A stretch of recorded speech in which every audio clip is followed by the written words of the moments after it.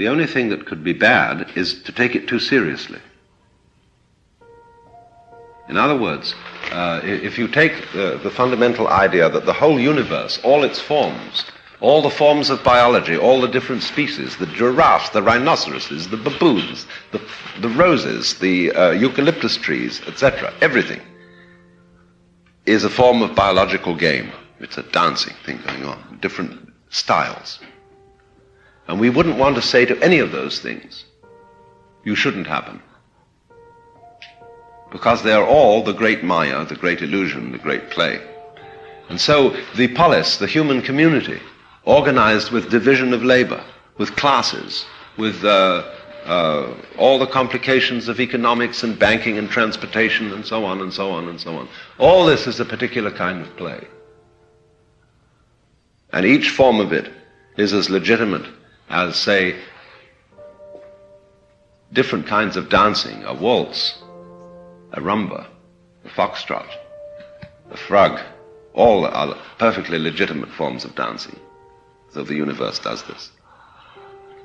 But the important thing to understand, what the sannyasin, the shramana, the man who goes outside the pale, is saying is, please, people who are in the pale, my existence reminds you that you're only playing.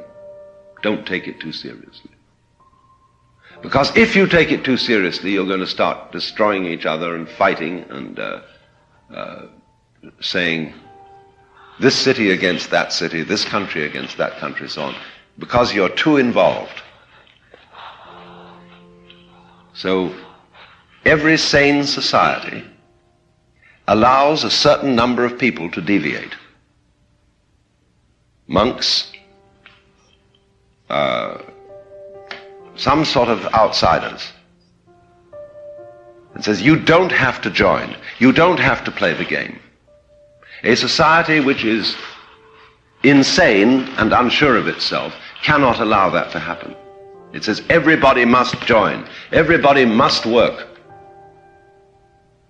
Everybody must belong. And then freedom disappears. Because as a matter of fact, the anxiety is if you say, well, you don't have to join, there are conditions under which you can go out, then a lot of people get together and say, well, what would happen if everybody quit?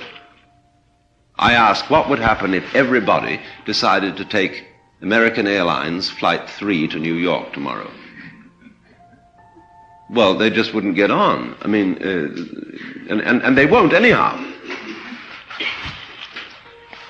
Because a lot of people aren't interested in that, are not ready to quit. That doesn't mean that they're inferior.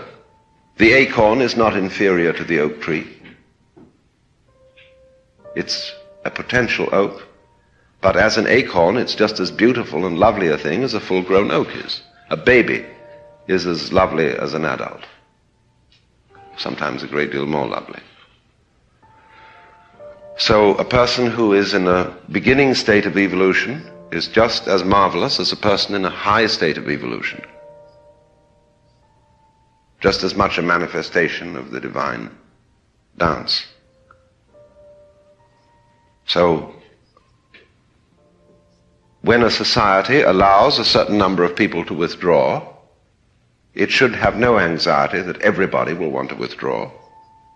Because some people are absolutely fascinated in competition, in being involved, in playing the game. They should be. It's fine for them.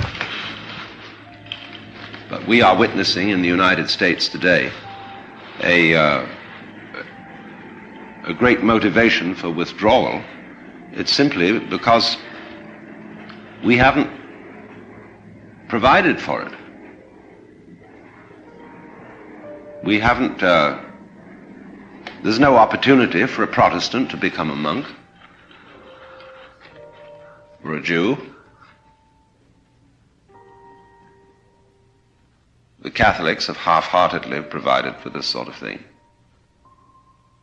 And there have to be people who stand outside the game and do not identify themselves with a class, with a name, with an ego, with a persona, with a role.